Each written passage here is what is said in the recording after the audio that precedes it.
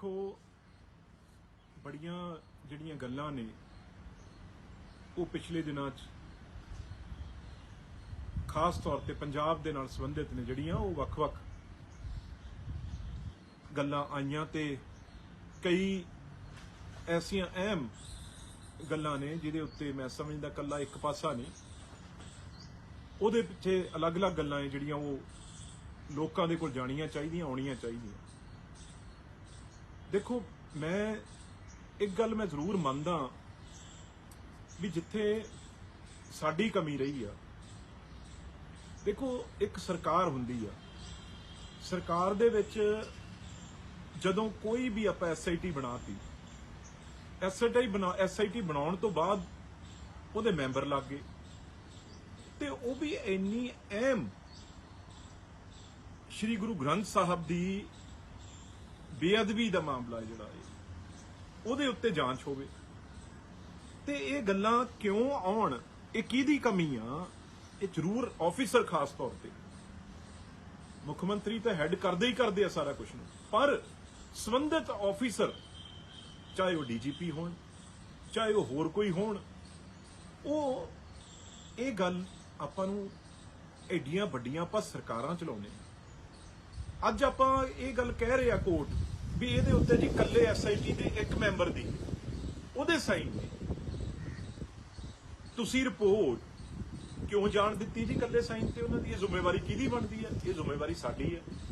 ਜਿਹੜੇ ਚਾਹੇ ਇਹਦੇ ਵਿੱਚ SSP ਰੈਂਕ ਦੇ, ਚਾਹੇ DGP ਰੈਂਕ ਦੇ, ਚਾਹੇ SP ਰੈਂਕ ਦੇ ਜਿਹੜੇ ਵੀ ਮੈਂਬਰ ਸੀ ਉਹ ਕਿਉਂ ਮੈਂਬਰ ਪਿੱਛੇ ਹਟੇ, ਉਹਨਾਂ ਦੇ ਸਾਈਨ ਕਿਉਂ ਨਹੀਂ ਤੁਸੀਂ ਕਰਵਾਏ? ਦੂਜੀ ਗੱਲ ਇਹ ਤਾਂ ਹੀ ਮੈਂ ਕਹਿਣਾ ਨਾ ਵੀ ਇਹਦੇ ਉੱਤੇ ਬਹੁਤ ਲਾਜ਼ਮੀ ਇਨਕੁਆਇਰੀ ਹੋਣੀ ਚਾਹੀਦੀ ਹੈ। ਹਰ ਇਹ ਆਫੀਸਰ ਜਾਂ ਤਾਂ ਗੱਲ ਆ ਜਿਹੜੀ ਉਹ ਪਹੁੰਚਾਉਂਦੇ ਨਹੀਂ ਰਹੇ ਕਿਤੇ ਨਾ ਕਿਤੇ, ਜਿਹੜੀ ਅਸੀਂ ਕਹਿੰਦੇ ਆ ਇਹਨਾਂ ਦੇ ਉੱਤੇ ਮੈਂ ਸਮਝਦਾ ਸਭ ਤੋਂ ਵੱਡੀ ਇਨਕੁਆਇਰੀ ਇਹਨਾਂ ਤੇ ਮਾਰਕ ਹੋਣੀ ਚਾਹੀਦੀ ਹੈ। ਬਈ ਇਹ ਜਦੋਂ ਇੱਕ ਡਿਸਪਲਿਨਡ ਫੋਰਸ ਆ, SIT मीनस अधीन DGP, जदों भी कोई कोर्ट दे विच चीज जाती है उदों पहला जिहड़े भी IG रैंक के ऑफिसर वो DGP नूं रिपोर्ट क्यों नहीं उन्होंने नाल सांझी कीती? क्यों नहीं उन्होंने दस्सिया भी बाकी मैंबर साइन नहीं कर रहे?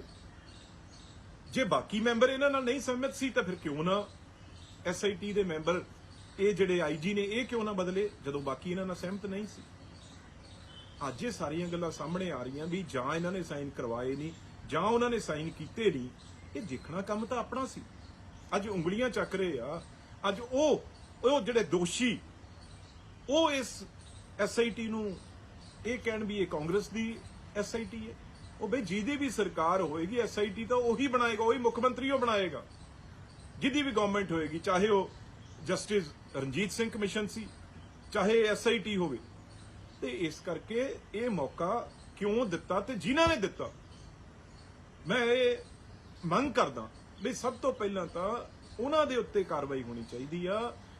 ਕਿਉਂ ਨਹੀਂ ਇਹ ਗੱਲ ਚੈੱਕ ਕੀਤੀ ਗਈ ਵੀ ਕੀ ਡਿਫਰੈਂਸਿਸ ਆ ਰਹੇ ਆ, ਕਿਉਂ ਡਿਫਰੈਂਸਿਸ ਆ ਰਹੇ ਨੇ, ਕਿਉਂ ਇੱਕ ਅਫਸਰ ਆ ਜਿਹੜਾ ਉਹ ਸਾਰਿਆਂ ਨੂੰ ਨਾਲ ਲੈ ਕੇ ਨਹੀਂ ਚੱਲ ਰਿਹਾ? ਜੇ ਨਹੀਂ ਨਾਲ ਲੈ ਕੇ ਚੱਲ ਰਿਹਾ ਤਾਂ ਬਦਲਿਆ ਕਿਉਂ ਨਹੀਂ ਗਿਆ?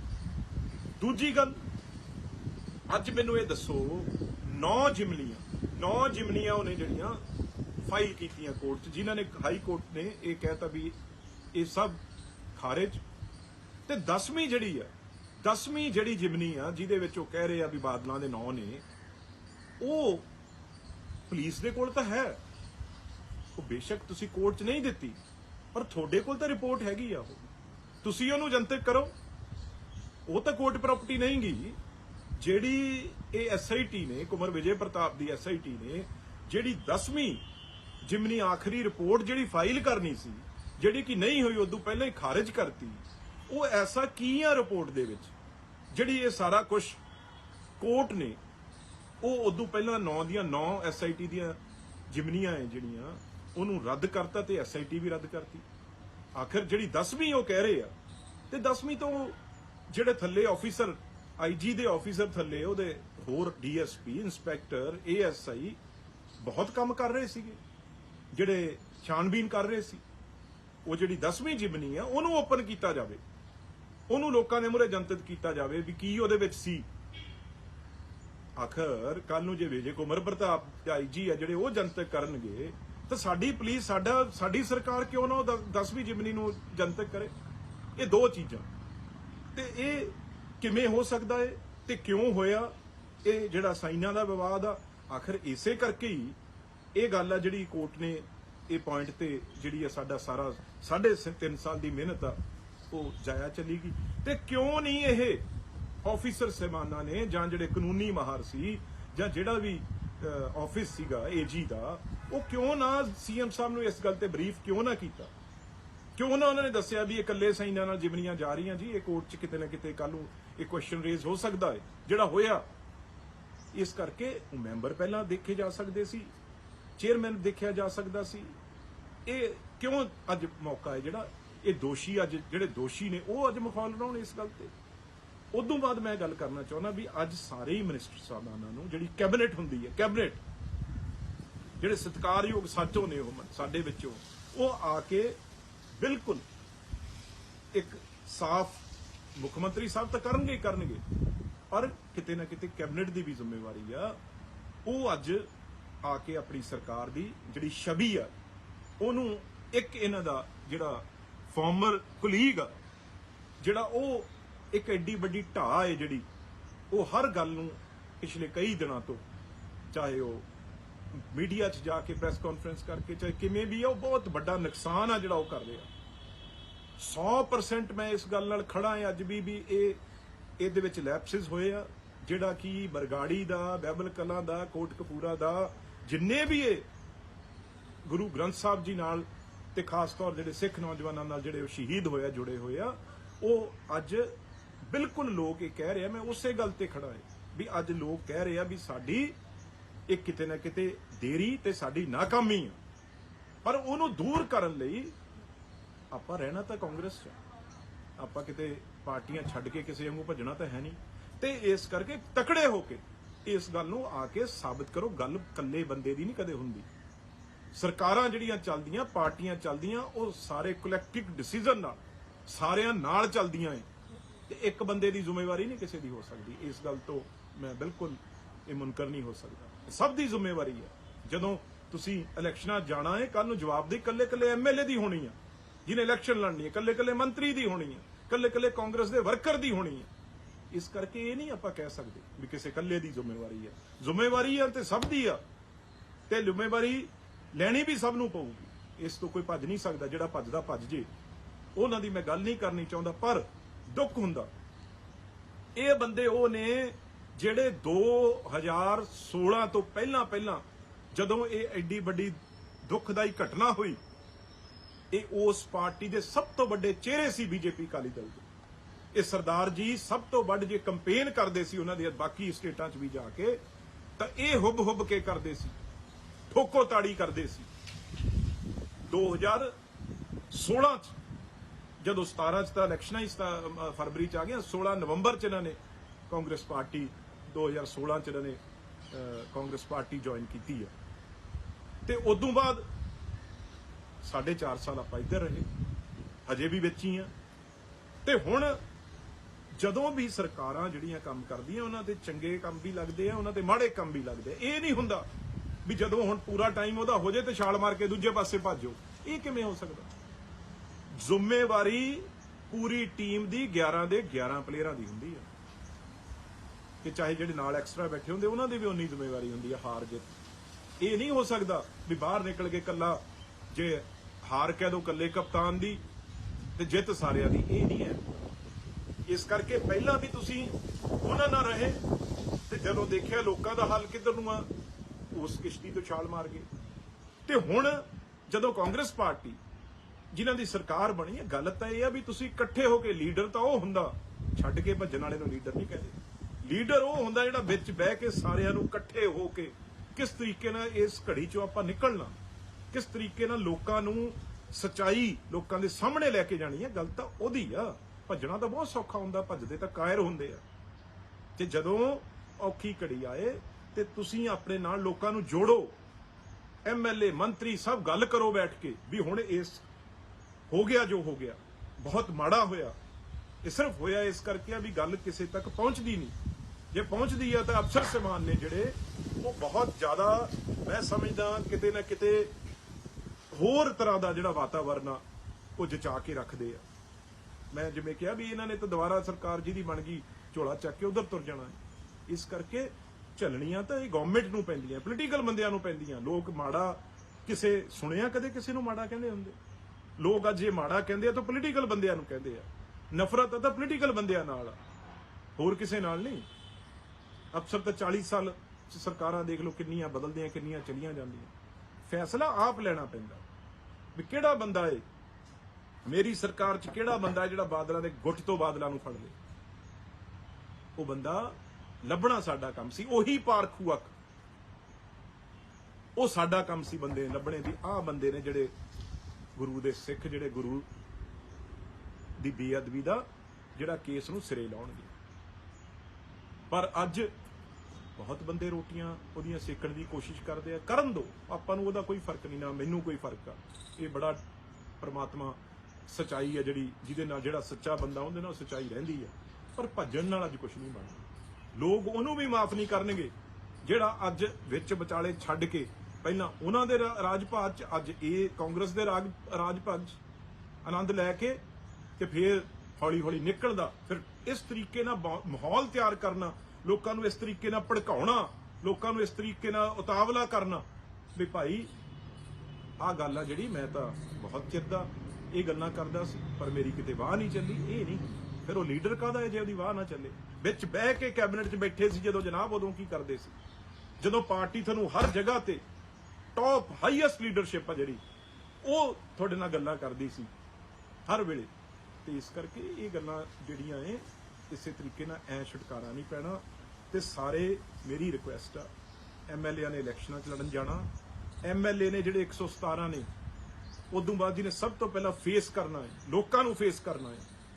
ਸਭ ਤੋਂ ਵੱਧ ਅੱਜ ਅਸੀਂ ਇਸ ਸਥਿਤੀ 'ਚ ਲਿਆ ਕੇ ਖੜਾ ਕਰਤਾ ਵੀ ਅੱਜ ਉਹ ਲੋਕਾਂ 'ਚ ਜਾਣ ਕਿਵੇਂ, ਤੇ ਆਪਾਂ ਸਾਰੇ ਇਕੱਠੇ ਹੋ ਕੇ ਬੈਠੀਏ, ਗੱਲਬਾਤ ਕਰੀਏ ਕਿਸ ਤਰੀਕੇ ਨਾਲ ਆਪਣਾ, ਕਿਸ ਤਰੀਕੇ ਨਾਲ ਜਿਹੜੀ ਪੰਜਾਬ ਦੀਆਂ ਪ੍ਰਾਪਤੀਆਂ ਉਹ ਲੋਕਾਂ 'ਚ ਲੈ ਕੇ ਜਾਣੀਆਂ। ਉਹ 'ਚ ਬੜੀ ਵੱਡੀ ਸਾਤੋਂ ਕਮੀ ਰਹਿ ਗਈ। ਅਸੀਂ ਵੀ ਉਹਦੇ ਵਿੱਚ ਆ ਵੀ ਜਿਹੜਾ ਲੋਕਾਂ ਤੱਕ ਅਸੀਂ ਕੱਲੀ ਗੱਲ ਆ ਜਿਹੜੀ ਉਹ ਲੋਕਾਂ ਜਾ ਕੇ ਦੱਸ ਨਹੀਂ ਸਕੇ ਵੀ ਅਸੀਂ ਕੀ ਕੀਤਾ। ਤੇ ਇਸ ਕਰਕੇ ਹਜੇ ਵੀ ਸਾਡੇ ਕੋਲ 8 ਮਹੀਨੇ ਦਾ ਟਾਈਮ ਆ। ਅਸੀਂ ਇਹੋ ਜਿਹੇ ਬੰਦਿਆਂ ਨੂੰ ਛੱਡ ਕੇ ਜਿਹੜੇ ਇਹ ਬਿਆਨਬਾਜ਼ੀ ਕਰਦੇ ਆ, ਆਪ ਹੀ ਜਿਹੜਾ ਮੈਂ ਇਹ ਕਿਉਂ ਕਹਿੰਦਾ ਵੀ ਬਾਹਰ ਨਿਕਲ ਕੇ ਇਸ ਵੇਲੇ ਸਾਰੇ ਕੈਬਨਿਟ ਕੁਲੀਗ ਦੱਸਣ ਵੀ ਇਹ ਕੀ ਕਰਦਾ ਸੀ ਭਾਈ।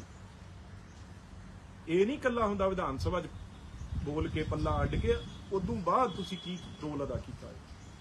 ਤੇ ਇਸ ਕਰਕੇ ਮੂਰੇ ਹੋ ਕੇ ਅੱਜ ਡਟ ਕੇ ਜਿੰਨਾ ਲੜ ਸਕਦੇ ਹੋ ਲੜੀਏ, ਜਿੰਨਾ ਜੂਝ ਸਕਦੇ ਹਾਂ ਜੂਝੀਏ, ਕਿਉਂਕਿ ਆਪਾਂ ਲੋਕਾਂ ਨੂੰ ਫੇਸ ਕਰਨਾ।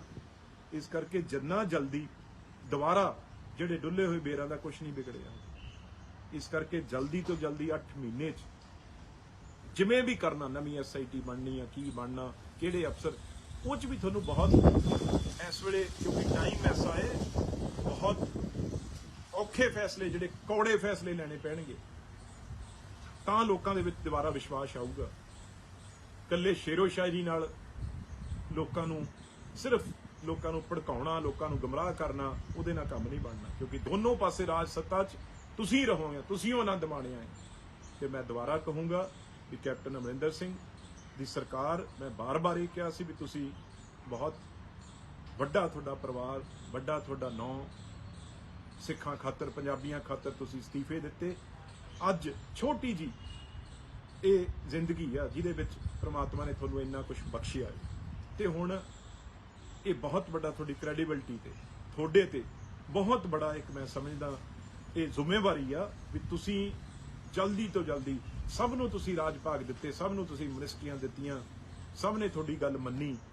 ਪਰ ਅੱਜ ਔਖੇ ਵੇਲੇ, ਜਦੋਂ ਔਖੀ ਘੜੀ ਆ, ਅੱਜ ਪਤਾ ਲੱਗੂ ਕੌਣ ਖੜਦਾ, ਕੌਣ ਗੱਲ ਕਰਦਾ ਤੇ ਕਿਸ ਤਰੀਕੇ ਨਾਲ ਇਹ ਕਿਸ਼ਤੀ ਨੂੰ ਆਪਾਂ ਪਾਰ ਲਾਉਨੇ ਆ। ਕਈ ਬੋਲ ਕੌੜੇ ਲੱਗ ਸਕਦੇ ਆ, ਸਖਤ ਲੱਗ ਸਕਦੇ ਆ, ਪਰ ਆਪਣਿਆਂ ਦੇ ਕਹੇ ਫਿਰ ਵੀ ਜਰ ਲਏ ਜਾਂਦੇ ਆ। ਪਰ ਜਦੋਂ ਦੁਸ਼ਮਣ ਵਾਰ ਕਰਦਾ ਏ ਤੇ ਦੁਸ਼ਮਣ, ਮੈਂ ਸਮਝਦਾ ਉਹਦੇ ਤੀਰ ਬਿੰਨ ਕੇ ਰੱਖ ਦਿੰਦੇ ਆ। ਅੱਜ ਜਿਹੜੇ ਦੁਸ਼ਮਣ ਨੇ ਉਹ ਹੁਣ 4 ਮਹੀਨੇ 'ਚ ਬਹੁਤ ਕੁਝ ਕਰਨਗੇ, ਬੜੀਆਂ ਗੱਲਾਂ ਕੱਢ ਕੇ ਲਿਆਉਣਾ, ਬੈਠੇ ਰਹਿੰਦੇ ਆ ਤਾਕ ਤੇ, ਤੇ ਇਸ ਕਰਕੇ ਉਹ ਬੰਦੇ ਬਿਲਕੁਲ ਸਿਰ ਨਾ ਚੱਕ ਸਕਣ। ਇਹ ਫੈਸਲਾ ਆਪਾਂ ਨੂੰ ਸਾਰਿਆਂ ਨੂੰ ਤੇ ਖਾਸ ਤੌਰ ਤੇ ਕੈਬਨਿਟ ਕੁਲੀਗਸ ਜਿਹੜੇ ਕੈਬਨਿਟ ਮੰਤਰੀ ਨੇ, ਉਹ ਮੈਂ ਸਮਝਦਾ ਕੈਪਟਨ ਅਮਰਿੰਦਰ ਸਿੰਘ ਜੀ ਨਾਲ ਬਹਿ ਕੇ ਆਉਣ ਵਾਲੇ ਦਿਨਾਂ 'ਚ ਤਕੜੀ ਰਣਨੀਤੀ ਕਿਸ ਤਰੀਕੇ ਨਾਲ ਕੰਮ ਕਰਨਾ ਹੈ, ਇਸ ਵੇਲੇ ਅਲੱਗ-ਅਲੱਗ ਹੋ ਕੇ ਨਹੀਂ, ਇਕੱਠੇ ਹੋ ਕੇ ਬਹਿ ਕੇ ਮੁਕਾਬਲਾ ਕਰਨਾ ਪਊਗਾ। ਜਿਹੜੇ ਸਾਡੇ ਅੰਦਰ ਨੁਕਸਾਨ ਕਰ ਰਹੇ ਆ ਉਹਨਾਂ ਦਾ ਵੀ, ਤੇ ਜਿਹੜੀ ਸੱਚਾਈ ਇਮਾਨਦਾਰੀ ਹੈ ਜਿਹੜੀ ਗੁਰੂ ਗ੍ਰੰਥ ਸਾਹਿਬ ਜੀ ਦੇ ਕੇਸ ਦੇ ਵਿੱਚ, ਉਹ ਕੱਢ ਕੇ ਆਪਾਂ ਲੋਕਾਂ ਦੇ ਮੂਹਰੇ ਰੱਖੀਏ। ਉਸ ਤੋਂ ਬਾਅਦ ਲੋਕਾਂ ਦਾ ਜੋ ਫਤਵਾ ਹੋ ਮਨਜ਼ੂਰ ਹੋ, ਪਰ ਸੱਚ ਕੱਢ ਕੇ ਜਾਣਾ ਪਊ।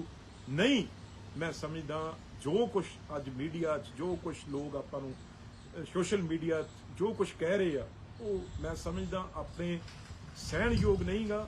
ਤੇ ਦੂਜੀ ਗੱਲ, ਅਸੀਂ ਸਹੀਏ ਵੀ ਕਿਉਂ? ਅਸੀਂ ਕੋਈ ਗੁਨਾਹ ਕੀਤਾ? ਅਸੀਂ ਕੋਈ ਪਾਪ ਕੀਤਾ? ਉਹਨਾਂ ਦਾ ਕੀਤਾ ਹੋਇਆ ਪਾਪ, ਉਹਨਾਂ ਦੇ ਕੀਤੇ ਹੋਏ ਗੁਨਾਹ ਅਸੀਂ ਆਪਣੇ ਸਿਰ ਤੇ ਕਿਵੇਂ ਲੈ ਲਾਂਗੇ? ਇਹ ਗੱਲ ਮਨਜ਼ੂਰ ਨਹੀਂ। ਉਹਨਾਂ ਦੇ ਸਿਰ, ਉਹਨਾਂ ਦੀ ਸਜ਼ਾ ਉਹਨਾਂ ਨੂੰ ਦੇ ਕੇ ਆਪਾਂ ਨੂੰ ਜਾਣਾ ਪਊਗਾ, ਤਾਂ ਲੋਕਾਂ ਦੇ ਵਿੱਚ ਆਪਾਂ ਜਾ ਸਕਾਂਗੇ। ਇਹੀ ਇਕੱਲੇ ਮੈਂ ਸਮਝਦਾ ਕਾਂਗਰਸ ਦੇ ਵਰਕਰ ਦੀ, ਇਕੱਲੇ ਕਾਂਗਰਸ ਦੇ ਲੀਡਰ ਦੀ ਅੱਜ ਇਹੀ ਹਰੇਕ ਦੀ ਮੰਗ ਆ ਵੀ ਅਸੀਂ ਇਹ ਬਾਦਲਾਂ ਦੇ ਬੋਝ ਆ ਜਿਹੜਾ, ਉਹ ਬਿਲਕੁਲ ਅਸੀਂ ਉਹਦੇ ਥੱਲੇ ਭਾਰ ਦੇ ਦਬਣਾ ਨਹੀਂ। ਇਹਨਾਂ ਨੂੰ ਸਜ਼ਾ ਦੇ ਕੇ ਅਸੀਂ ਜਾਣਾ ਤੇ ਲੋਕਾਂ 'ਚ ਸੱਚੇ ਸੁੱਚੇ ਹੋ ਕੇ ਅਗਲੀ ਜਿਹੜੀ ਆ ਆਉਣ ਵਾਲੇ ਦਿਨਾਂ 'ਚ ਜਿਹੜੀ ਇਲੈਕਸ਼ਨ ਤੋਂ ਪਹਿਲਾਂ, ਕਿਉਂਕਿ ਇਲੈਕਸ਼ਨ ਦਾ ਵਰਡ ਮੈਂ ਯੂਜ਼ ਕਿਉਂ ਕਰ ਰਿਹਾ, ਕਿਉਂਕਿ ਲੋਕ ਸਾਨੂੰ ਮੈਂਡੇਟ ਦਿੰਦੇ ਆ 5 ਸਾਲ ਦਾ, ਫਤਵਾ ਦਿੰਦੇ ਆ ਸਾਨੂੰ 5 ਸਾਲ ਦਾ ਵੀ ਆਹ 5 ਸਾਲ 'ਚ ਆਹ ਚੀਜ਼ਾਂ ਤੁਸੀਂ ਕਰਨੀਆਂ। ਤੇ ਉਹਦੇ ਵਿੱਚ ਸਭ ਤੋਂ ਪ੍ਰਮੁੱਖ ਸਾਡਾ ਇਹ ਏਜੰਡਾ ਸੀ, ਇਹ ਗੁਰੂ ਗ੍ਰੰਥ ਸਾਹਿਬ ਜੀ ਦਾ ਜਿਹੜਾ ਹੈ ਉਹਨੂੰ ਕਿਸ ਤਰੀਕੇ ਨਾਲ ਮੂਹਰੇ ਲੋਕਾਂ ਦੇ ਲੈ ਕੇ ਜਾਣਾ, ਪਾਪੀਆਂ ਨੂੰ ਕਿਸ ਤਰੀਕੇ ਨਾਲ ਲੋਕਾਂ ਦੇ ਮੂਹਰੇ ਕੱਢਣਾ ਹੈ, ਉਹ ਸਭ ਤੋਂ ਵੱਡਾ ਸੀ। ਤੇ ਸਾਰੇ ਇਕੱਠੇ ਹੋ ਕੇ ਇਸ ਚੀਜ਼ ਨੂੰ, ਸੱਚਾਈ ਨੂੰ ਕੱਢ ਕੇ, ਉਦੋਂ ਉੱਤੇ ਆਪਣੇ ਲਈ ਕੁਝ ਵੀ ਨਹੀਂ ਹੈ, ਸਭ ਗੱਲਾਂ ਪਿੱਛੇ ਆ, ਉਹ ਕੱਢ ਕੇ ਲੈ ਕੇ ਆਈਏ। ਤੇ ਮੈਂ ਸਮਝਦਾ ਗੁਰੂ ਆਪਣੇ ਆਪਣੇ ਤੇ ਕਿਰਪਾ ਕਰੂ, ਗੁਰੂ ਮਹਾਰਾਜ ਆਪਣੇ ਆਪਣੀ ਜਿੱਤ ਕਰਾਊਗਾ। ਤੇ ਪਰ ਮੂਹਰੇ ਹੋਣਾ ਪੈਣਾ, ਪਿੱਛੇ ਨਹੀਂ। ਇਸ ਵੇਲੇ ਪਿੱਛੇ ਨਹੀਂ, ਮੂਹਰੇ ਆ ਕੇ ਸਾਰੇ ਇਸ ਗੱਲ ਦੀ, ਸਰਕਾਰ ਦੀ ਇਸ ਜਿਹੜਾ ਮੈਂ ਸਮਝਦਾ ਇਸ ਵੇਲੇ ਦੋ ਚਿੱਤੀ ਦੁਬਿਧਾ ਜਿਹੜੀ ਫਸੀ ਹੋਈ ਆ, ਉਹ ਚੋਂ ਸਾਰੇ ਆ ਕੇ ਰਲ ਕੇ ਇਹਨੂੰ ਕੱਢੀਏ। ਧੰਨਵਾਦ।